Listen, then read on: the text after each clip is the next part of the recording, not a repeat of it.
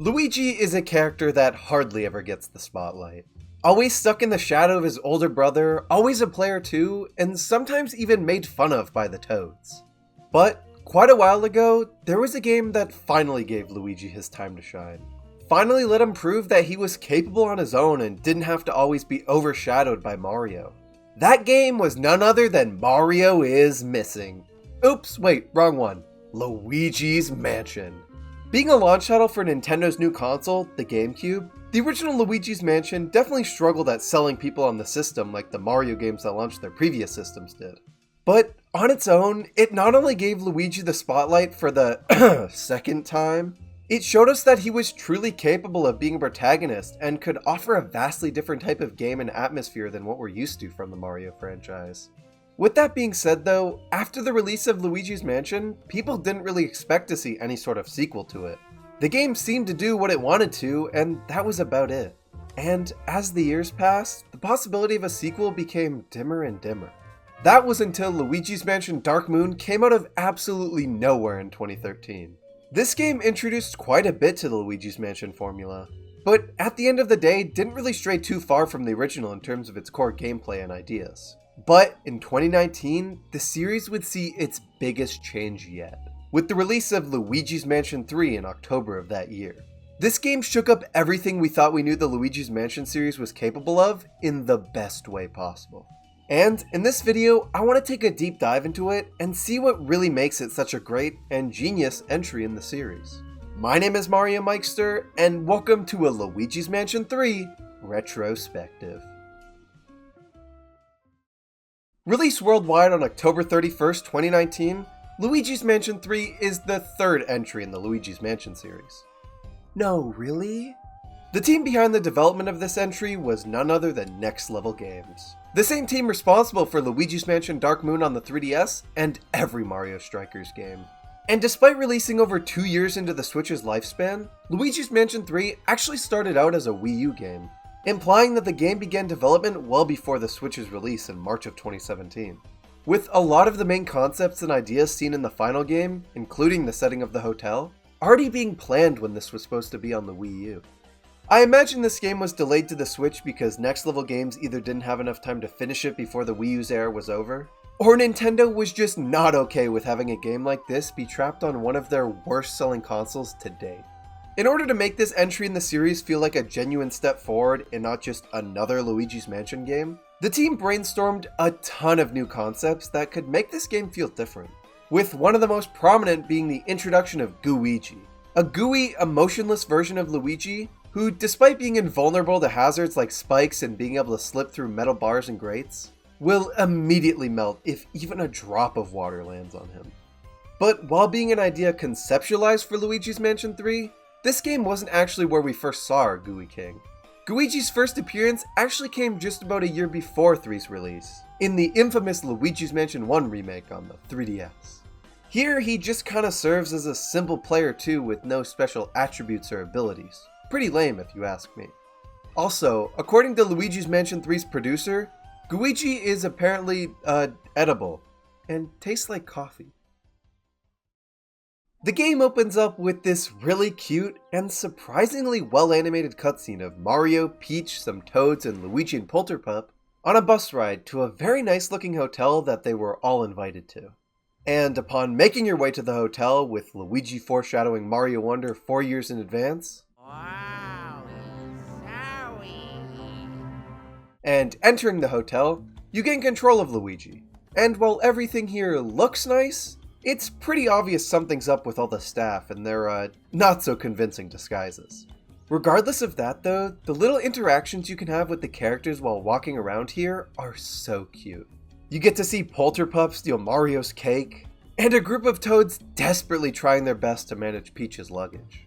Everything from the Toad driving the bus barely being able to see over the steering wheel, to the fact that renditions of the different characters' themes play when you walk near them in the hotel lobby.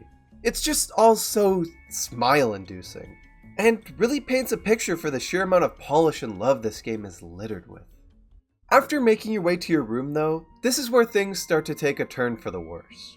Once you're done exploring your room and make your way into bed, Luigi instantly falls asleep upon literally 1 second of attempting to read a book. and a few hours later is quickly awoken by the sound of Peach screaming. And after exiting the room and entering the hallway, the once light, upbeat, and cheery atmosphere of the hotel is quite literally transformed into the dark, depressing, and gloomy atmosphere the Luigi's Mansion series is known for. Exploring around the now haunted-looking hotel, you're not only able to go into the other characters' rooms and see that Mario really took advantage of that room service, but you also come face to face with the hotel's owner, Helen Gravely, and the main antagonist of the Luigi's Mansion series, King Boo, where he reveals that he's trapped Mario, Peach, and the Toads in paintings, similar to Luigi's Mansion 1, and plans to finish off his collection with Luigi. This leads into a really cool, but obviously really easy chase sequence with King Boo, which results in Luigi falling down a laundry chute all the way down into the basement in order to avoid capture. Down here you find a brand new model of the Poltergust in the trunk of an old car, and finally are able to start capturing ghosts.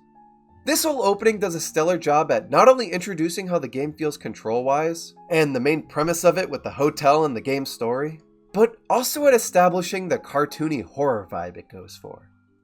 Speaking of the game's cartoony horror vibe, I really want to touch on how much Luigi's Mansion 3 nails translating that classic theme into a video game, because I feel like it's an amazing aspect of it that often goes overlooked. A lot of the stuff that happens in this game feels straight out of a Scooby-Doo episode from the 1970s, and it works so well for Luigi's Mansion. These games aren't supposed to be Nintendo or Next Level Games' attempt at a horror game filled with jump scares, blood, and a big T for teen rating. Rather, just games that strive to give Luigi a spotlight, taking advantage of his fear of just about everything, and translating it into a fun Ghostbusters-esque puzzle-solving game. At its core, this is still a game that's to be enjoyed by the same wide audience of people who play just about any Mario game. And instead of babyifying this game and making it boring and have no atmosphere at all, they take advantage of the fact that this is still a Mario Universe game, and basically make the thing a playable cartoon.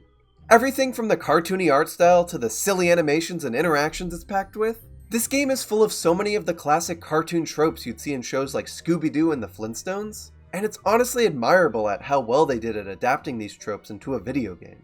I mean, just look at the way Luigi falls when the floor is ripped right from under him, or how he just barely avoids getting his nose cut off by medieval weapons swinging from the ceiling. It's so good. I love how they went all out on making this game feel like a playable cartoon. Another aspect of this game that makes it feel like you're playing a cartoon is how expressive Luigi and the other characters are throughout the journey. I mentioned some of the interactions in the opening of this game, but it doesn't even come close to stopping there. The way Luigi coughs around dust, how Egad runs, I mean look at this man.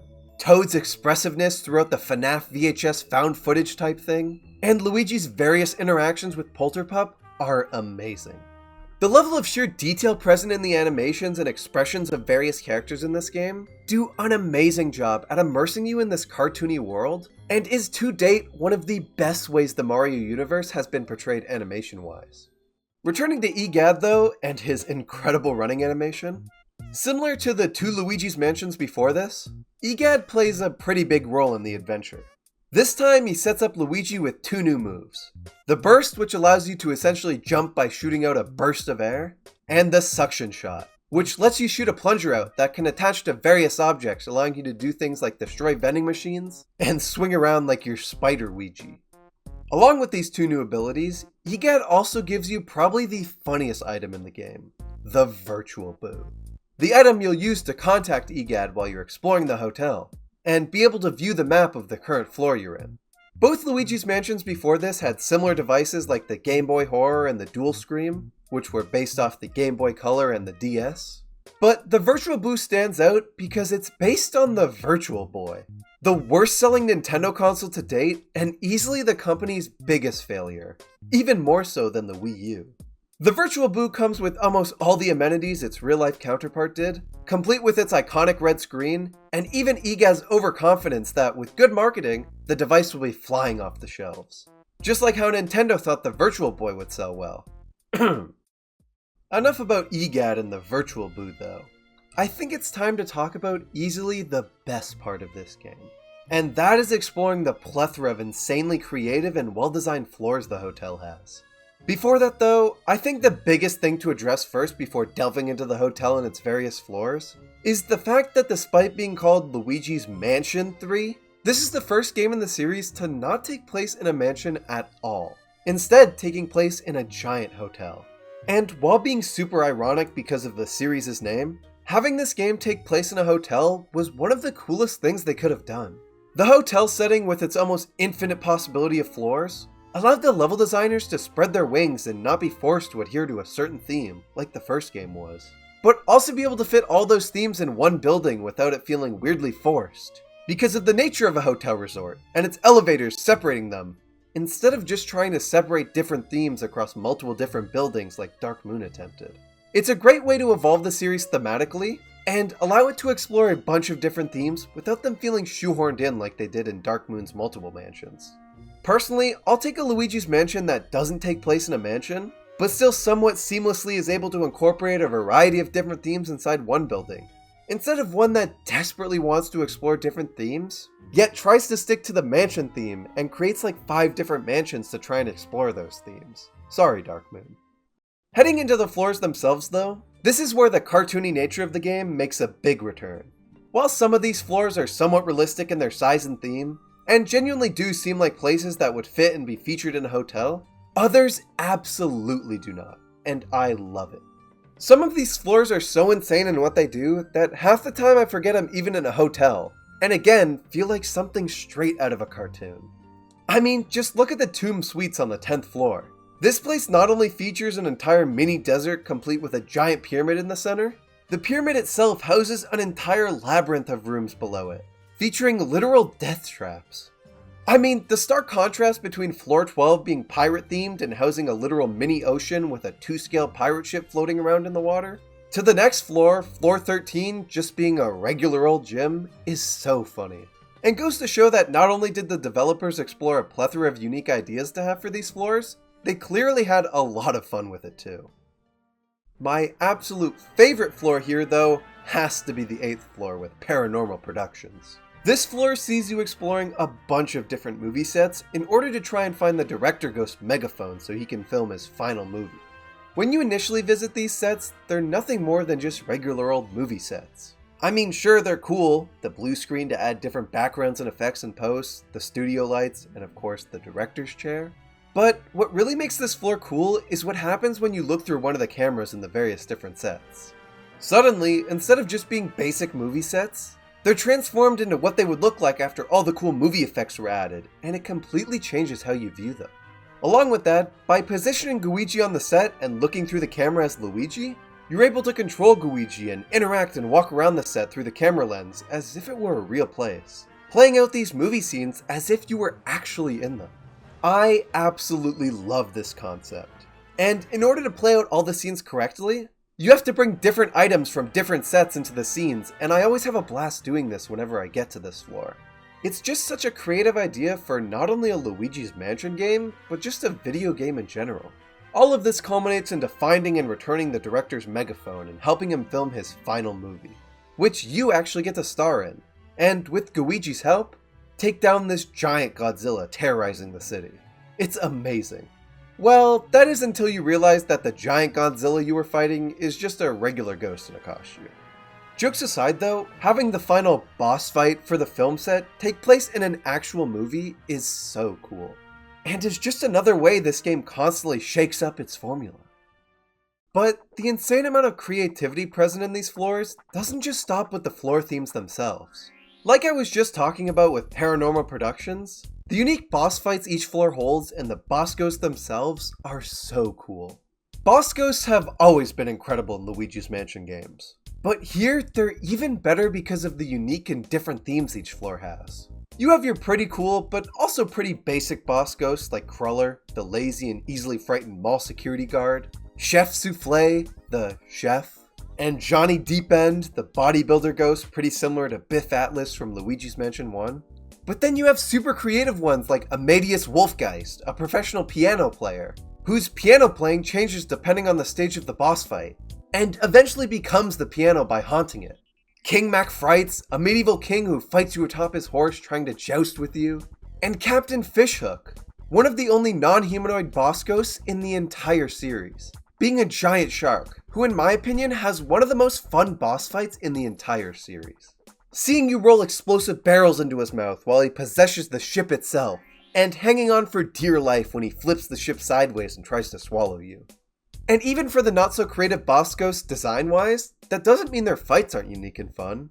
Johnny Deepend, who I mentioned before, has a fight where he's chilling in the pool, and you have to try to distract him as Luigi, while Gooigi slips through the metal fence and attempts to drain the pool so Johnny gets stuck in the drain. A lot of puzzle games like this struggle with their boss fights because of them simply not being a priority for the team, or just the moves the character has not fitting well for boss fights. But with Luigi's Mansion 3, that is absolutely not the case, as just about every boss fight here is unique from one another and extremely fun to fight. Unfortunately though, the key word, or words here, is just about every boss fight. You see, 95% of these fights are a blast. I don't find them tedious or annoying. They're super well designed fights against mostly super well designed ghosts. But the 5% that I don't find a blast, and honestly kind of despise, are the Polterkitty fights.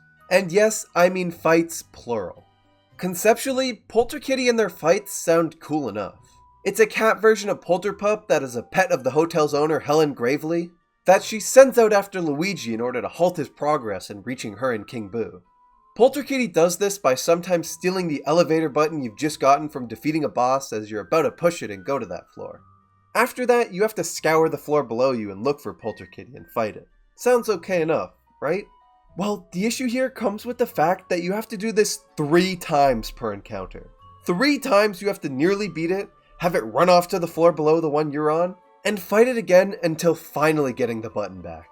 Every time I put in an elevator button and see that evil cat appear, I let out the biggest sigh imaginable because I know the next 10 to 20 minutes of my life are going to be pure polter hell.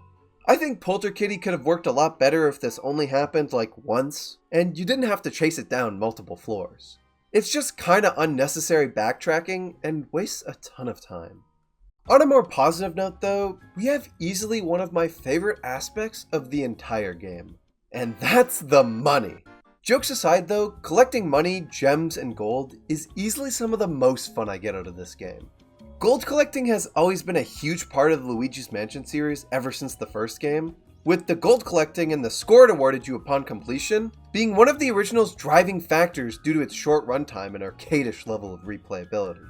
Here, collecting gold isn't a driving factor of the game as the arcadish replayability is almost entirely gone because of the game's much longer runtime, but exploring every nook and cranny and trying to get as much as you possibly can is easily the most fun it's ever been for me. Sure, I don't feel compelled to grind the game over and over again to try and get the best final score possible because of, again, the much longer runtime, but every time I return to this game every couple years and replay it, I'm always searching every drawer and closet to see what I can find and always looking for new secret treasure rooms I hadn't found before. I've played through this game 3 times now since it came out, and I have yet to get the highest final rank possible. But hopefully one day I'll get it. For those who don't care about collecting gold though, and just kinda wanna beat the game, EGAD offers you the EGAD Shopping Network. This cool little shop that lets you buy golden bones that revive you upon death, and scanners that help you more easily locate gems and boos. Speaking of the gems though, searching for these is just as fun as searching for gold. Finding these usually requires you to think outside the box, and a lot of them are honestly pretty rewarding and fit in really well with the floors they're in. I also really like how each floor has a different design for the gems. It's a cool touch. The last thing I want to talk about before we get into King Boo and the final fight is a common complaint this game gets. And that's that it completely abandons one of the main things that made the first game so loved by its fans. And that's the replayability I mentioned earlier. I've never really understood this complaint because not only does straying away from the short runtime and arcadish replayability allow them to experiment with a lot more ideas and really turn these games into full-fledged action-adventure experiences, this also wasn't the Luigi's Mansion game to stray away from the short runtime. It was Dark Moon, which according to HowLongToBeat.com is literally longer than Luigi's Mansion 3. No hate to Dark Moon though. Being the main antagonist of the Luigi's Mansion games, and essentially Luigi's Bowser equivalent, King Boo's return in this game was not a surprise at all. But I'm really happy that instead of painting him as the one and only villain of the game, he instead is working alongside Helen Gravely, the hotel owner who's a big fan of King Boo, and Freedom from Egad's lab. Helen is seen watching over Luigi for the whole game, getting more and more angry as he gets closer and closer to her office on the top floor. And once you reach the top floor, I absolutely love the 4 little rooms you have to solve in order to unlock her office and save Mario. The puzzles are all really cool and creative, and this one room even has a mini model of Gloomy Manor from Dark Moon. The fight with Helen herself is also pretty good as well.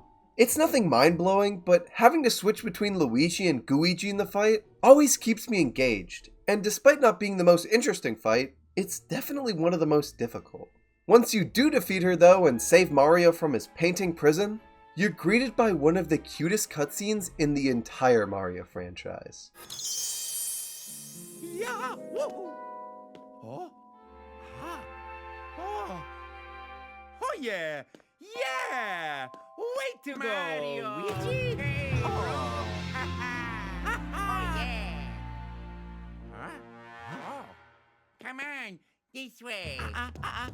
This way. Huh? Oh, let's go. Huh? Come on! Ha! Oh yeah! Ha ha! Come on! Mario? Oh, okay. Going back to how I was talking about how animated and expressive the characters are in this game, this cutscene is one of the best examples. Charles Martinet does an incredible job with his voice work here, and it's quite literally impossible to not have a giant smile on your face the entire time while watching this.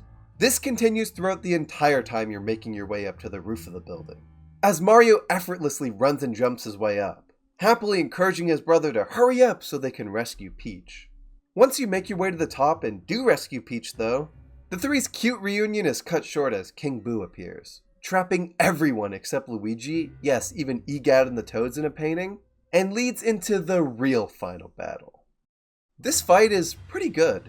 It's genuinely pretty difficult because not only are some of King Boo's attacks hard to predict, as you progress into the later stages of the fight, more copies of him appear and the attacks are doubled and then tripled. The setting of this fight is probably my favorite aspect of it though. It takes place on the absolute highest point of the hotel. The arena is illuminated by the bright and beautiful lights in the sky, along with the hotel's roof lights. And just the whole vibe of being on a giant skyscraper hundreds of feet off the ground is super cool. It kind of reminds me of 3D World's final fight in some ways. I really like the variety in King Boo's attacks here though. The unpredictability and difficulty of them makes them an actually good challenge that doesn't feel unfair. Just requires you to have a really good grasp on the game's main mechanics, and is definitely leagues better than the final fight from the first game. And after slowly making your way through the fight and chipping down King Boo's strength, grabbing his tongue with Gooigi and slamming him into the ground over and over again has never felt better, and serves as a satisfying ending to a stellar game.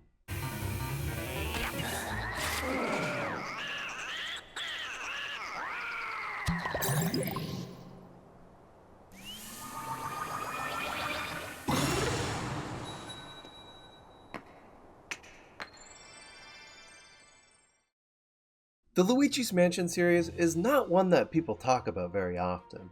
I mean, what is there to say other than speculate about future games in the series, or the possibility of it getting a movie adaptation in the form of a Mario Movie Universe spin-off film? Well, for the first two, maybe not that much depending on how you view them. But for the third game, regardless of how you feel about the series, this is a game that deserves to be remembered. For something that could have played it so safe and just stuck Luigi in another mansion trying to save Mario from King Boo again, they shake it up quite a bit and bring in a whole new setting into the mix, that being the hotel, and with the use of amazing animation, transform the entire experience into a playable cartoon. These characters have never been more expressive, and it really makes me wish we got to see more of this. I absolutely love Luigi's interactions with everyone, the creative ways he's scared by the ghosts, and just how he acts in this game in general. Luigi's Mansion 3 pushes the series to be more than it ever was, filling this entry to the brim with more passion, love, and creativity than you see in 90% of AAA games that are released nowadays. I sincerely hope this entry sets the groundwork for the rest of the Luigi's Mansion series, because with Luigi's Mansion 3, Next Level Games has proved the series is in great hands with them. Just make sure Polterkitty isn't in the next game.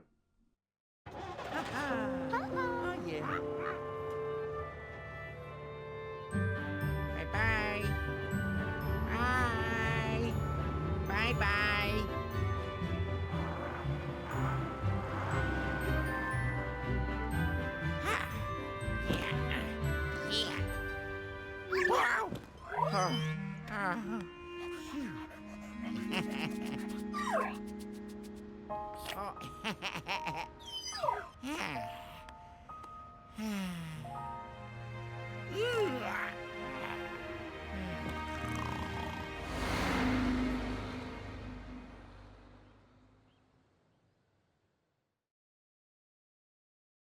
Bye, everybody.